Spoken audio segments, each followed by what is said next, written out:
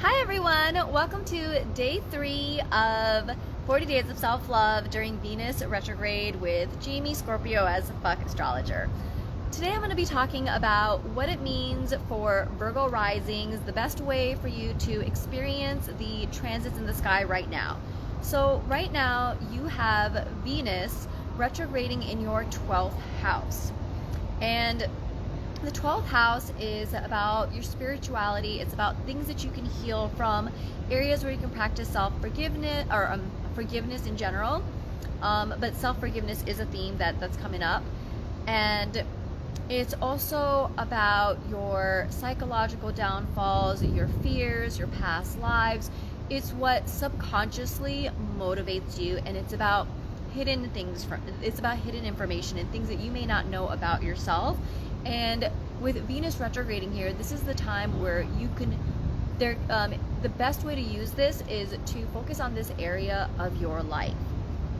You also have your Sun and your Mercury here as well. So the Sun it illuminates truth. Mercury is about your thoughts, and Mercury is what rules your rising sign. So your headspace can be in the areas that's very much about 12th house matters, also tied in with things that are related to Leo. So I'm going to get into what that means, but I'm also going to be talking about what it means for you to have right now in your rising sign Virgo. You have Mars here, and this is really important because oftentimes Virgo risings can have some difficulty and challenges with your confidence, because that's what Leo rules, and it's in your 12th house of hidden things. And every sign, every house dissolves the energy of the previous sign and previous house. So while Leo is about confidence in stuff, Virgo is more of a humble energy, and because it's ruled by Mercury, there's a lot of mental activity going on. And even though Mercury also rules Gemini, it interacts differently in Virgo. In Virgo, Mercury is a lot more critical. Wherever you have Virgo in your chart, this is an area where you're going to experience you're going to be more critical. And because it's in the house that represents you, oftentimes there's this theme of being really critical with yourself. And it's important that you know that this is happening not because you're meant to feel bad, but it's basically Mercury, your mind, acting almost like a master, trying to teach its students, hey, this is what you need to get better at. So the more you make improvements in your life, the less the criticism will have a reason to trigger you. And this can be sometimes challenging because, when you're constantly feeling criticized, you might experience this analysis paralysis, right? So even knowing okay, well, what's going to help you is to ultimately is to make corrections when you're feeling so overwhelmed. That can be really challenging because Virgo being ruled by Mercury, this also rules your nervous system and your nerves. So if this is something that you're struggling with, you can take a look at your second house. Your second house tells you what supports you and your physical body, which is your rising sign. So you have Libra here, which means that Libra matters are going to be things that support you just in general. And so if you're, for example, experiencing a lot of mental criticism and you're feeling bad about yourself and you're feeling really overwhelmed, Libran things can support you, such as music. The person who commented in my stories and asked for me to talk about her rising sign next, she's a Virgo rising, I know that you play an instrument. So, and Libra rules music. So this is a way that you can, use that to support yourself, things of that nature. It could also be a Libra in general, and my moon is in Libra, and I hope that this information helps you. I hope that the information that I provide helps everyone, even if it's something that's triggering. Ultimately, I hope that the things that I say and do support you. And so these are things that you can work on. And right now you can reflect on your values that help you to materialize and connect more on a deeper spiritual psychological level with your confidence, by using spirituality, by learning to heal and let go of certain things in your area, so that you can bring that into your rising sign. Your rising sign, your first house is about the best way for you to navigate your life. And having an earth sign there, doing things in a practical way, doing things that are logical, is going to be really supportive for you. And when you have a healthy confidence, you have the courage to be honest and be like, this is what I want to do, and you'll be able to move forward. And this is a great way to use this energy right now. And in addition, right now, we also have Mars in Virgo in your first house. So if you are the type of person who does experience some fears and hesitations and things of that nature, right now is like an excellent time where you'll have more motivation and courage to sit there and not sit there, but like have the courage to do things that are ultimately going to support you. And Mars also rules your third house, which is about your mindset, your communication, how you think, and it's with Scorpio. And Scorpio is about trauma. So there's going to be a lot of trauma processing themes right now for you, because the 12th house is about your chronic fears, your psychological downfalls, and the third house with Scorpio there's very much like this trauma theme going on. But Scorpio rules trauma triggers, trauma loops, and trauma healing. And their third house is also about your childhood. So this can be a time that you can reflect on what are some traumas and beliefs that you've inherited from your childhood that you may still be carrying in your mindset now that you can let go of. And the things to let go of that are ultimately going to serve you are the things that make you feel confident about yourself. And Mars also rules your 8th house of trauma, where you have Aries here. So you see what I'm saying? There's a lot of activation going on with your 12th house, your 3rd house, and your 8th house. And having Aries here, this means that this can be a time that you can process your traumas a lot faster. And Aries also has a lot of activation right now too, because there is also Chiron, which is an asteroid that represents unhealed wounds. And one way that you can take a look at this is you can look at the degree that your Chiron was in at the exact time of your birth. That degree tells you this is the age at which you experienced and the trigger happened. So for some of you guys, depending on what age you are, the Chiron is going to be between the degrees of 0 to 29. So some of you may not be at that age yet, but if this is something where it is something like you've hit, like your degree is, I don't know, like 8 degrees or something, right? Then maybe you already know what trauma occurred for you when you were 8 years old, and this can be a time that you can look at it. And if it's something that happened to you in your childhood, it could also be very streamlined, because the 3rd house is also about your childhood. And so this is an area where you can work through this trauma during this time. And we also have the North Node here as well. The North Node and the South Node are always opposite of each other, and these are lunar points in the sky. And where North Node is transiting right now in your 8th house Aries, this tells you your North Node is your fastest way to achieve material wealth and what you're meant to experience in excess, and you can accelerate this area of your life. So this is because it's represented by a dragon's head. So if you want to know more about the mythology of this, comment below and ask me to share with you the lunar nodes in the sky and just sort of the origin story of that. But for the purposes of this video, this is really just to say that this area gets very lit up.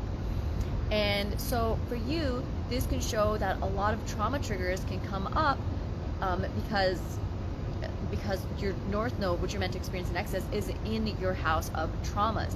And this can have a very explosive, triggering kind of an experience for you, but it's also an opportunity for you to heal this energy quickly as well. So there's very much this interesting thing that's going on, and if you find that you're having a hard time processing traumas and you're feeling overwhelmed, you want to look at the opposite sign. Basically, and this is for anyone with everyone who has experienced, we're all experiencing the North Node in Aries and the South Node in Libra. The South Node is where the energy empties out because it's represented by a dragon's tail. So if you're finding that as a Virgo rising, you're experiencing a lot of trauma triggers right now in a very explosive sort of a way, and you're something that can help you is to look at the opposite sign, and this is Libra. And Libra also happens to sit in your second house, which again is about what supports you and your physical body, you as a Virgo. So if you are really upset, trying to see things from a different perspective outside of yours, trying to find the balance, because oftentimes if you're operating out of your trauma in a very Aries sort of a way, it's more likely that you're seeing things from your perspective, and it's harder to see things from the perspective of other people, because Aries is the first sign. It's what represents newborns, because it's about and it's a very self-centric sign, and there's a sacredness to that selfishness when it's used properly. But if you're unable to see things from a different perspective, using the energy of Libra, which is about seeing things from a different perspective, it's represented by a scale. This is going to be something that ultimately really supports you. So I'm going to cover all of this, and this is really to say that right now that I'm telling you everything that we're going to hit, let's actually get into it. That was a whole long pre-spiel about it. But basically, Venusian things are going to be a theme that you're going to be reflecting on. This is going to be about finances, your feelings, things that support you, your family, your relationship with food. This is going to be about a lot of these different things, and every planet can manifest in 4 different ways: emotionally, psychologically, physically, and spiritually. Now, for Virgo risings, I would say that one of the best ways to focus on, because it is a very overwhelming time for you, focusing on the psychological aspect I think would make the most amount of sense, because it's the psychological areas that are really being triggered in your chart. And so thinking about, what is your relationship with Venus? What are the things that you value? Are these beliefs something that support you, and do they give you confidence? Are they inspiring? This can be like taking the time to ask what these values are. Did you inherit them from your family? Are you hanging on to certain beliefs and resources that no longer serve you? Because if so, now is the time to let that go and reflect on what beliefs and values will serve you. Because Venus is about resources, things that support you. So this could also mean boundaries. This could also be your mindset. What are things that will ultimately support you? What are things that have brought you pain and suffering? And do they tie into your values? Are they related to something that your family has instilled in you? And if they don't serve you, let that go right now. That's going to be some of the best things. And identify what will support you. Think about, what do you value? And out of those values, like, which ones are the ones that give you confidence, that inspire you? And that may mean starting from scratch. That's okay. Just look at what that looks like. What Venusian things give you confidence? Music. For some of you guys, it may mean finances. Maybe some of you guys are like accountants, for example. Maybe your relationship with money, and how you handle money is something that gives you confidence. This is something that you can take a look at. Whatever that looks like for you, explore it. Okay, and this is also the time to look at, what can I heal and what can I let go of? This is going to be a little easier for you to do now more than ever. It'll come up and it can be challenging, but it'll tell you a story of, okay, these are the things that I should let go of, and do it. And the way to let it go is looking at what is the fastest way for me to let this go in a way that's most inspiring. Like, not everything is supposed to happen easily, quickly. Sometimes that's bypassing. But with the activations that you have right now, it's more like it's speedy, and it's about letting things go in a way that feels good for you. So find whatever that is specifically for you. Okay, and right now more than ever, like I mentioned, with having Mars in Virgo, you could have more courage to do that. So this may require you to actually verbalize it, whether it's to yourself, privately, or with other people.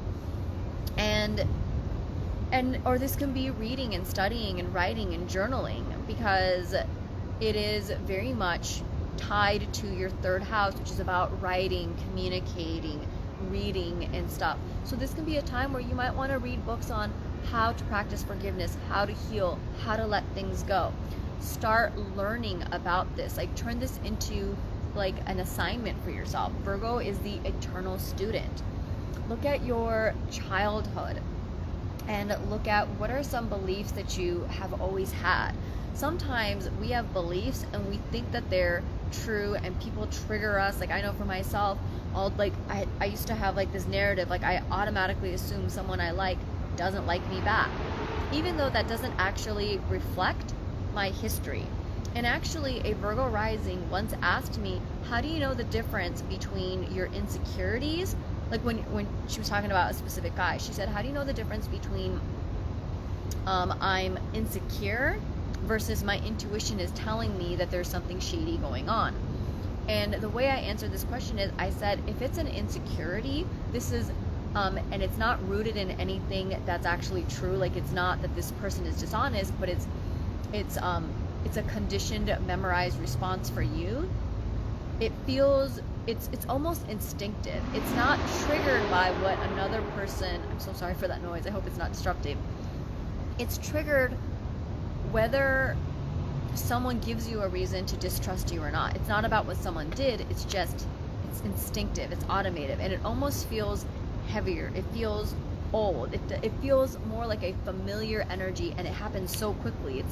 It's more of an internalized experience, versus if someone is making you feel insecure, then it's like something that they did is questionable, and the information feels like it's coming from the outside to you, versus something that's like long, that's just been saturating in you for a very long time.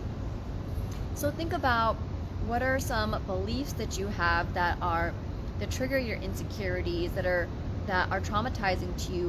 Where did these come from? This could be a time where you can explore, is this a new insecurity?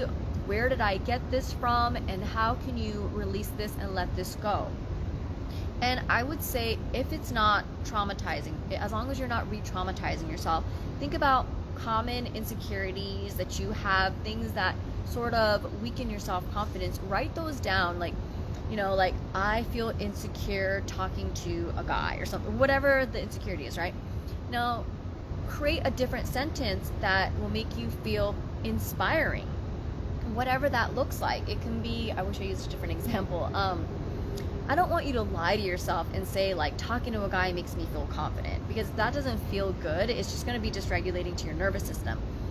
But talk about, like, I would love to have this kind of an experience. It would be so cool if when I talk to a guy, this is what happens, right? But basically create a new narrative where it's inspiring and creative, and it gives you confidence. It makes you feel good. But do it in a way that feels believable. Don't say something that you want to believe, that you're not ready to believe, that feels uncomfortable for you, because that's not going to help. So but explore how that might look like. And using writing in your case can be really beneficial. And it doesn't have to be writing, it can be saying it to yourself. That could be something that can support you. It could be talking to someone about this, whatever that looks like for you. And also looking at, like, do you have any trauma triggers that are coming up right now? More than likely, you're going to, because the North Node is going to be in Aries for the next 18 months. So even after this brief Venus retrograde, this is going to be a theme that you want to work on. So take a look at, what are the traumas that are coming up? And if you're finding yourself to be very emotionally explosive, as a Virgo rising, I would recommend that you not be so quick to respond, to take a moment and say, hey, you know what, I need to think about this before I interact. So if it's a conversation that you're having in person, say, let me get back to you. If it's through text message and stuff, like, I would say, instead of responding right away to the person, respond right away, but like within yourself, and look at it and ask yourself, is this true? And like, don't deny how you feel. Like, you feel how you feel, but also look at, like, are you seeing this just from the perspective of yourself? Can you see it from the perspective of another person? Listen, sometimes we're the ones in the wrong. Sometimes it's someone else. Either way, there is value in being able to see things outside of yourself. It promotes understanding, wisdom, growth, and it helps us to not stay stuck, because if you only see things from your own perspective, you're limited to yourself, and that's not good. Even the most fucked up circumstances, the fucked up people, whether you want to learn or not, which is your journey, so it's going to happen with or without your consent,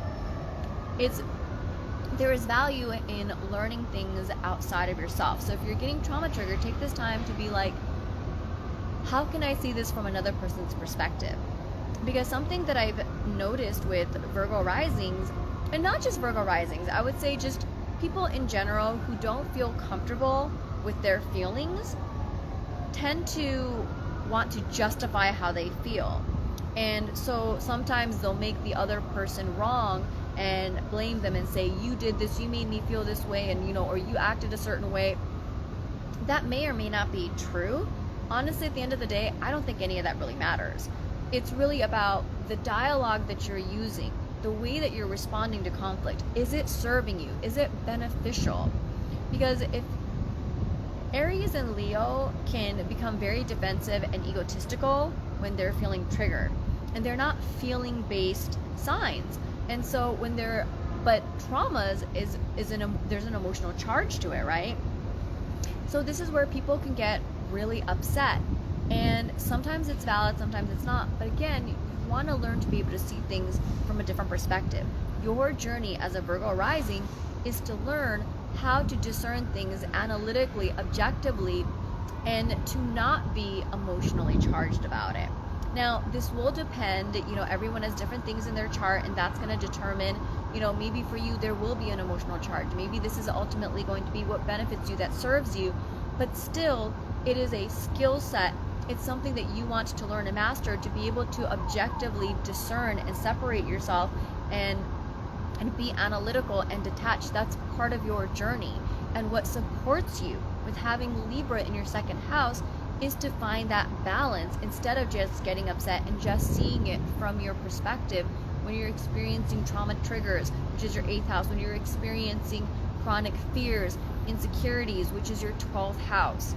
Because this can also lead to, with your Leo placement, it could be detrimental to your confidence, because you don't see things outside of yourself, because you're suffering from the negative manifestations of your ego. And so there are better ways to handle this, and part of that is to consider, what beliefs are supporting you, what beliefs aren't, and let go of the ones that don't. Look at what does inspire you.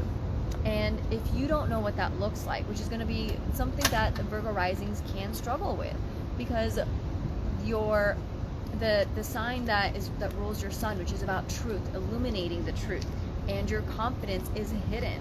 So maybe you don't know what that looks like.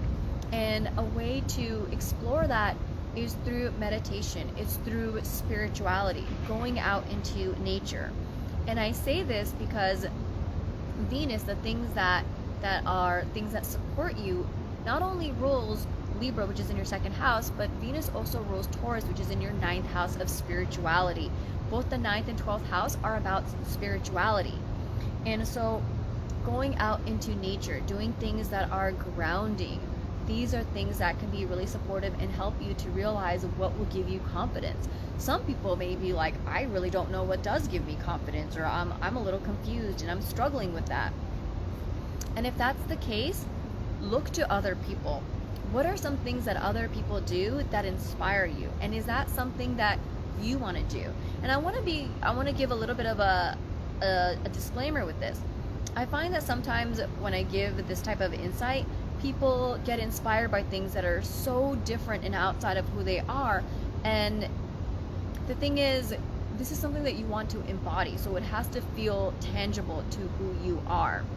So, like, I'm inspired when I watch, like J-Lo and Beyonce do their thing, but that's not going to help me in my confidence. Like, I'm